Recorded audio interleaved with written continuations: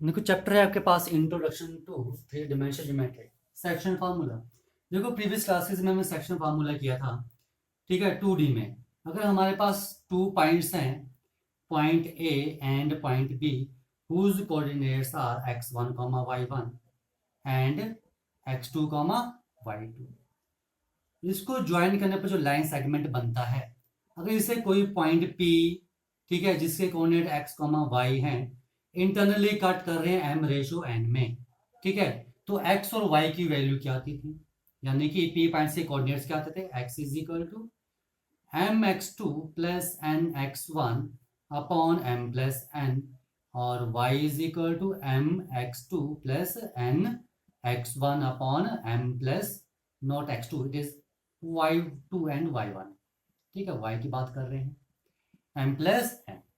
Okay, जब मेरे पास p point internally cut कर रहा है, ठीक है, अगर p पॉइंट मेरे पास एक्सटर्नली कट कर रहा है, ठीक है, तो मेरे पास x के कोऑर्डिनेट्स क्या आते थे, एम एक्स टू, यहाँ प्लस की जगह क्या होता था, माइनस, ठीक है, minus n x one upon m minus n, और y के coordinates m y two minus n y one upon m minus n, ठीक है। अब आ जाओ 3D में, ठीक है, 3D में हमारे पास जो पॉइंट्स होंगे, ए पॉइंट जिसके कोऑर्डिनेट्स होंगे x1 y1 z1, और जो बी पॉइंट होगा उसके कोऑर्डिनेट्स होंगे x2 y2 z2, ठीक है। अब ये जो ए बी लाइन है, इसको अगर कोई पी पॉइंट इंटरनली कट कर रहा है एम रेशो एन में, तो पी पॉइंट के कोऑर्डिनेट्स क्या आएंगे, मान लो ये है x y z, ठीक है, तो इनकी वैल्यू क्या आएगी, x is equal to same वैसे ही m x two plus n x one, m x two plus n x one upon m plus n, and y is equal to m y two plus n y one upon m plus n, ठीक है, and z is equal to m z2 plus n z1 upon m plus n. Same देखो यहाँ पर भी x और y के coordinates यहाँ पर सेम है दोनों में, बस यहाँ पर क्या है, एक एक्स्ट्रा जुड़ गया आपके पास z कोऑर्डिनेट, ठीक है, बाकी बिल्कुल सेम है। ये था जब मेरे पास p पॉइंट इंटरनली कट कर रहा है, ठीक है। अगर p पॉइंट एक्सटर्नली कट करेगा तो क्या होगा, सेम जैसे यहां पर था, प्लस की जगह क्या जाएगा, माइनस, तो x is equal to m x two minus n x one upon m minus n, और y के coordinates m y two minus n y one upon m minus n, and z के coordinates क्या देंगे, m z two minus n z one upon m minus n, ठीक है। ये था internally और एक्सटर्नली के लिए जो हमने स्टडी करना है, ठीक है। फिर हमने किया था मिड पॉइंट, ठीक है, 2D में। 2D में क्या किया था, अगर मेरे पास P is the mid point, अगर P मिड पॉइंट है तो M और N क्या हो जाएंगे, मिड पॉइंट है तो M और N इक्वल हो जाएंगे, ठीक है। तो देखो x की वैल्यू क्या आ जाएगी, ठीक है, इंटरनली केस होगा, मिड पॉइंट है P तो इंटरनली कट करेगा, ठीक है, तो x की वैल्यू क्या आ जाएगी, x2 plus x1 divide by 2, and y is equal to y2 plus y1 divide by 2, if P is the mid point. अगर यहां पर P is the mid point होगा तो यहां पर मिड पॉइंट कोऑर्डिनेट्स, ठीक है, तो मिड पॉइंट कोऑर्डिनेट्स क्या आ जाएंगे, मिड पॉइंट के कोऑर्डिनेट्स क्या आ जाएंगे, यहां पर भी क्या होगा, m और n इक्वल होंगे, तो क्या आ जाएगा, x is equal to x two plus x one divide by two, and y is equal to y two plus y one divide by two, and z is equal to z two plus z one divide by two, ठीक है। तो ये मेरे पास mid points के coordinates आ जाएंगे, ठीक है, ओके, ठीक है। अब देखो इन्हीं पर बेस्ड हम क्वेश्चन कर लेते हैं जहां से आपको ज्यादा क्लियर हो जाएगा, ठीक है। मैं इसे रफ कर देता हूं पहले। देखो ये मैंने एक एग्जांपल लिया है, बोलते हैं find the coordinates of the point which divides the line segment joining the points. मेरे पास ए और बी पॉइंट हैं, इन्हें ज्वाइन करने पर जो लाइन सेगमेंट बन रहा है, ठीक है, ए के कोऑर्डिनेट्स क्या है मेरे पास, 1 -2 3, एंड बी के 3 4 -5, ठीक है। बोलते find the coordinates of the point which divides the line segment joining these two point, ठीक है, इन द रेशियो 2:3। मान लो P पॉइंट है जो ए बी लाइन सेगमेंट को 2:3 में डिवाइड कर रहा है, इंटरनली और एक्सटर्नली पूछा है, तो आपको P पॉइंट्स के कोऑर्डिनेट्स निकालने हैं। Let the coordinates of P point are x, y, z, ठीक है। तो देखो जब पहला है इंटरनली है, तो इस केस में मेरे पास x की वैल्यू क्या आ जाएगी, mx2 2 × 3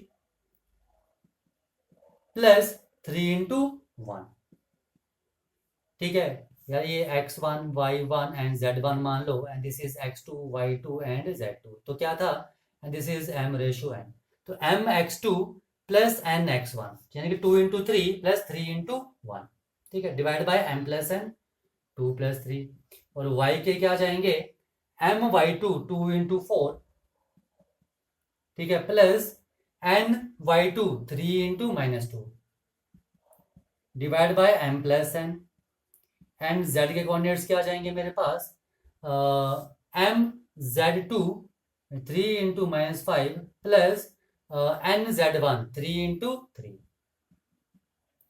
divide by m plus n, ठीक है, ये आ गए।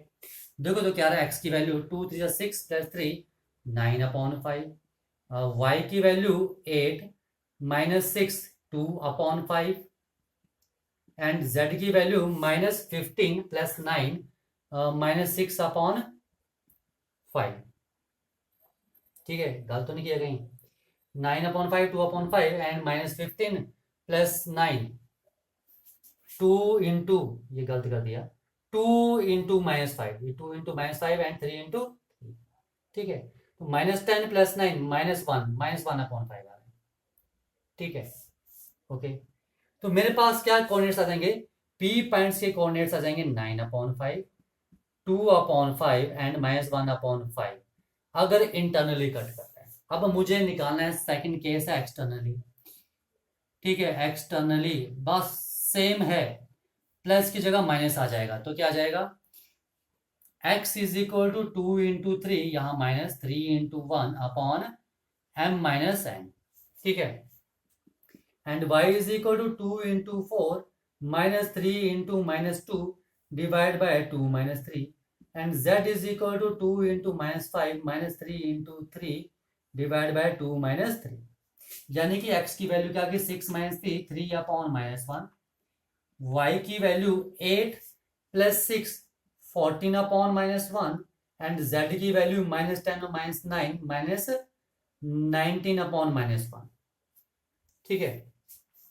तो देखो क्या आ गया मेरे पास, x की वैल्यू आ गई -3, y की वैल्यू -14 और z की वैल्यू 19, ठीक है। तो मेरे पास अगर ये P एक्सटर्नली कट कर रहा है, तो P पॉइंट्स के कोऑर्डिनेट्स आएंगे -3, ठीक है, -14 एंड 19।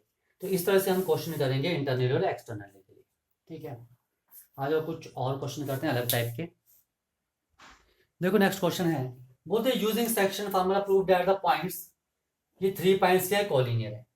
देखो हमने एक तो पहले किया था कि 3 पॉइंट्स को कोलिनियर कैसे प्रूव करते हैं, sum of 2 side is equal to third side के इक्वल आ जाए तो वो कोलिनियर हो जाएंगे, लेकिन यहाँ पर सेक्शन फार्मूले का यूज करके आपने प्रूव करना है, ठीक है।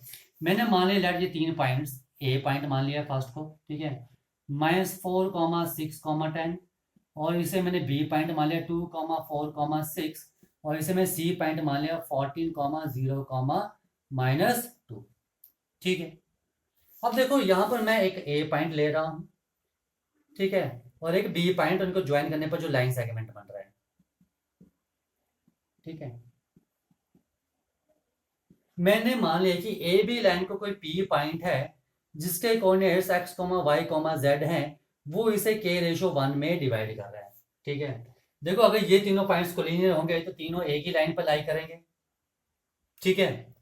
देखो मैंने ए और बी यहाँ पर 2 पॉइंट्स मैंने यहाँ पर ले लिए, ठीक है, और मैंने पी कोई पॉइंट ले लिया अपनी मर्जी से, ठीक है, लेकिन पी की इस पी पॉइंट की जगह सी पॉइंट आ जाए, ठीक है, तो हम बोलेंगे कोलिनियर। देखो जब पी इंटरनली कट कर रहा है या एक्सटर्नली कट कर, तो वो स्ट्रेट लाइन में होते हैं पॉइंट, यानी कोलिनियर होते हैं।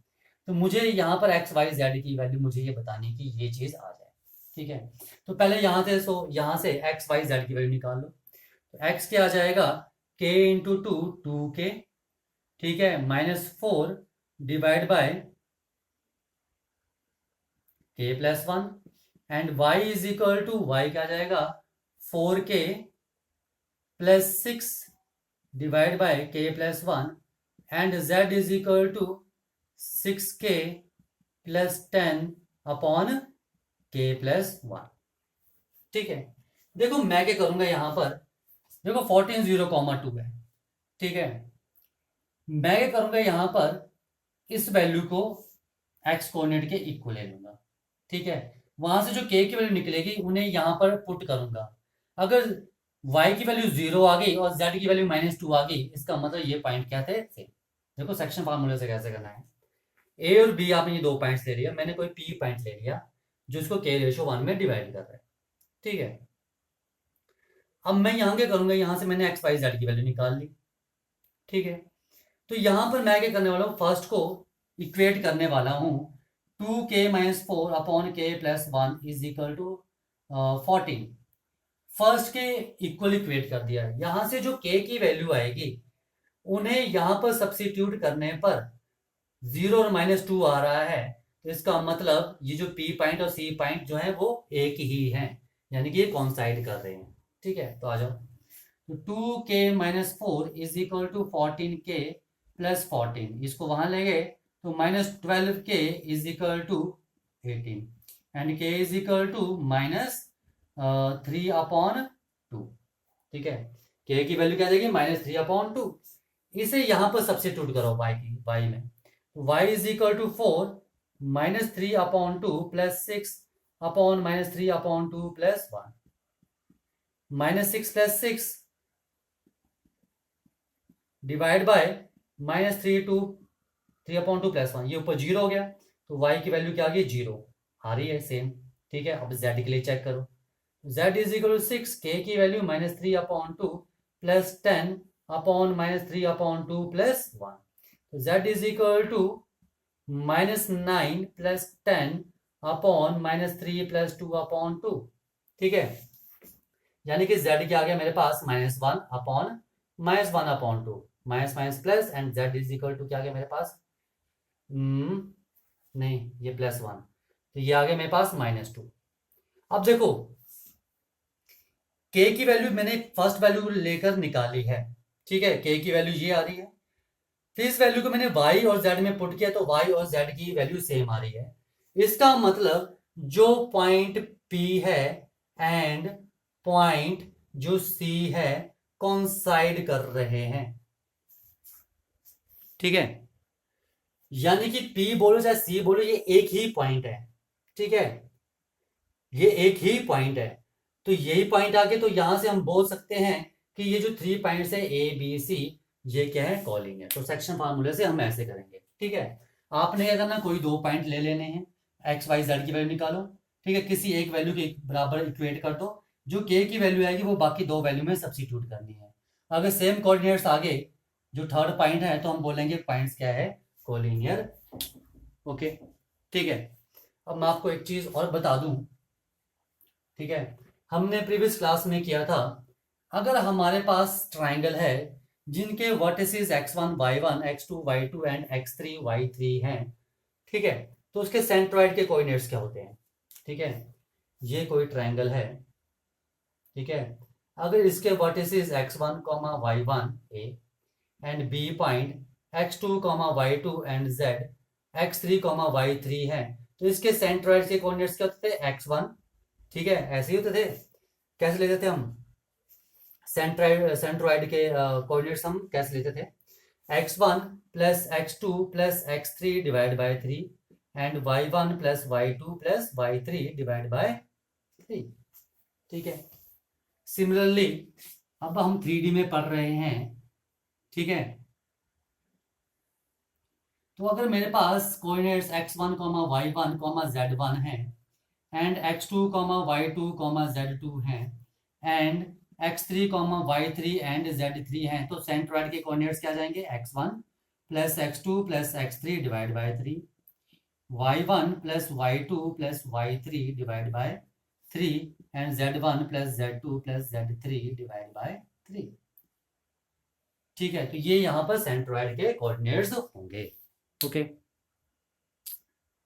देखो क्वेश्चन है, बोलते find the ratio in which the line segment joining the point, किन दो पॉइंट्स को ज्वाइन कर रहे हैं 4,8,10 and second point is 6,10,-8। let this point is A and this point is B. Okay, for the find the ratio in which the line segment joining these two point is divided by the yz plane। इसे yz plane divide कर रहा है। ठीक है, अब मान लो इसको जो yz प्लेन डिवाइड कर रहा है वो मान लो p पॉइंट पर डिवाइड कर रहा है, तो इसके कोऑर्डिनेट्स क्या है x, y, z मैंने मान लिए। ठीक है, और मैंने मान लिया किस रेशो में, k रेशो 1 में डिवाइड करना है, और आपने ये रेशो ही निकालना है। ठीक है, देखो yz प्लेन, यहां ध्यान से देखना, अगर yz प्लेन लिखा ना, the find the ratio in which the line segment joining the point is divided by the yz plane, इसे yz प्लेन डिवाइड कर रहा है। अगर yz प्लेन इसको डिवाइड कर रहा है, यानी कि पॉइंट कहाँ है, yz प्लेन पर है, तो दैट मींस x की वैल्यू क्या होगी 0, यहां पर x की वैल्यू क्या होगी 0, तो यानी कि इस पॉइंट के कोऑर्डिनेट्स क्या जाएंगे मेरे पास 0, y, z। ये चीज आई समझ में? ठीक है, लग गया पता? अगर yz प्लेन डिवाइड कर रहा है तो पॉइंट yz प्लेन पर है, तो x की वैल्यू क्या होगी 0। ठीक है, आज इसको सॉल्व कर लेते हैं। तो देखो क्या आ जाएगा, 0 is equal to 6k plus 4 divide by k plus 1। ठीक है, एंड y की वैल्यू क्या आ जाएगी, वैसे हमारी वैल्यू यहीं से निकल जाएगी, तो चलो y की वैल्यू निकालो, k into 10, 10k plus 8 divide by k plus 1, and z is equal to क्या जाएगा मेरे पास -8k plus 10 upon k plus 1। अब इसे सॉल्व कर लो पहले, तो ये क्या 0 is equal to 6k plus 4 and -4 upon 6 is equal to k, that implies k is equal to -2 upon 3 आ रहा है। ठीक है, तो k की वैल्यू -2/3, यहां पर सब्स्टिट्यूट करेंगे तो y और z की वैल्यू भी आ जाएगी। ठीक है, देखो तो k अपॉन 1 लिख सकते हैं, देखो तो k रेशो 1 क्या आ गया -2/3। ठीक है, बोलने का देखो माइनस का मतलब क्या है, अगर k ratio 1 is equal to 2/3 आ रहा है, इसका मतलब जो पॉइंट है वो इंटरनली कट कर रहा है। ठीक है, अगर विद नेगेटिव साइन आ रहा है, इसका मतलब जो पॉइंट है वो ए बी लाइन को एक्सटर्नली कट कर रहा है। ठीक है, तो देयरफॉर, ठीक है, कौन था yz प्लेन, देयरफॉर जो yz प्लेन है डिवाइड्स ए बी एक्सटर्नली। ठीक है, ए बी को क्या करेगा, वो एक्सटर्नली डिवाइड करेगा इन द रेशो 2/3। आया समझ में? ठीक है, अब इन्हीं पर ही बेस्ड पूरी एक्सरसाइज है आपके पास 12.3। ओके, ठीक है।